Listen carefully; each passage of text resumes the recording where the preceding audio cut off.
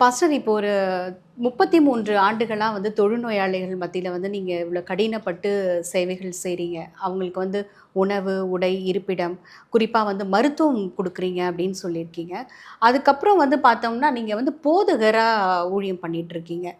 இது 2ம் எப்படி பாஸ்டர் உங்களால பண்ண முடியுது? அதாவது கடவுள் என்பவர் மனிதர்களுக்கு தான் கடவுள் ஆக்சுவலா. கடவுளை உருவாக்கினது மனிதர்கள் தான். கடவுள் நான் தான் கடவுள்னு அவரு எங்கேயும் அவரு தம்பட்டம் எதுவும் அடிச்சுக்கல அவரு. அதாவது இந்த சமுதாய பணியிலே, அவர்களுடைய சந்தோஷத்திலே, அவருடைய மகிழ்ச்சியிலே, அவருடைய ஒற்றுமையிலே, அவருடைய ஒரே கூட்டமாக அன்போடு கூட தேனீக்களைப் போல அவர்கள் வாழ்ந்து கொண்டிருக்கிறார்கள். அதிலே நான் பரலோக ராஜ்யத்தை பார்க்கிறேன். எனவே சபைக்கும் சமுதாயத்திற்கும் கண்டிப்பாக ஒரு ஒற்றுமை இருக்க வேண்டும். அந்த ஒற்றுமை இல்லாத பட்சத்தில் சபை வேறு, சமுதாயம் வேறு என்று சொல்வது முற்றிலும் பெரிய தவறு. எனவே நான் 2யும் ஒன்றாக தான் இணைத்து பார்க்கிறேன். ஆனால் இன்றைய காலகட்டத்திலும் சரி, அன்றைய காலகட்டத்திலும் சரி, தொழுநோய் வந்தவர்கள் சபைக்குள்ளாக வரக்கூடாது. சபையிலே ஒரு அங்கத்தினராக ஆக முடியாது.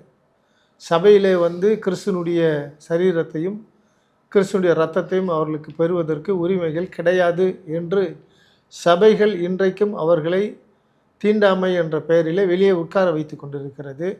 இதை மாற்றுவது சபை போதகர்களுடைய தலைவர்களுடைய பொறுப்பாக இருக்கிறது.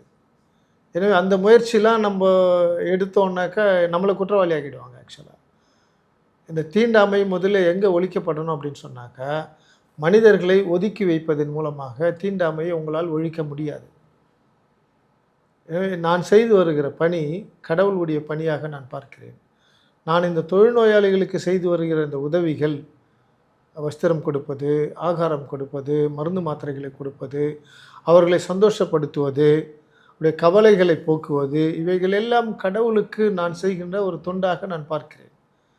இதனால் என்ன எனக்கு லாபம் என்று சொன்னால், கர்த்தர் எனக்கு சரீர பலனை கொடுப்பார். கர்த்தர் எனக்கு சந்தோஷத்தை, சமாதானத்தை கொடுப்பார். இதனால் என்னுடைய குடும்பத்தில் இருக்கிற பிள்ளைகளுக்கு, என்னுடைய குடும்பத்திற்கு ஒரு பேரானந்தத்தை கொடுப்பார். என்னுடைய பிள்ளைகளுக்கு நீடி ஆயுளை கொடுப்பார் என்று நான் விசுவாசிக்கிறேன்.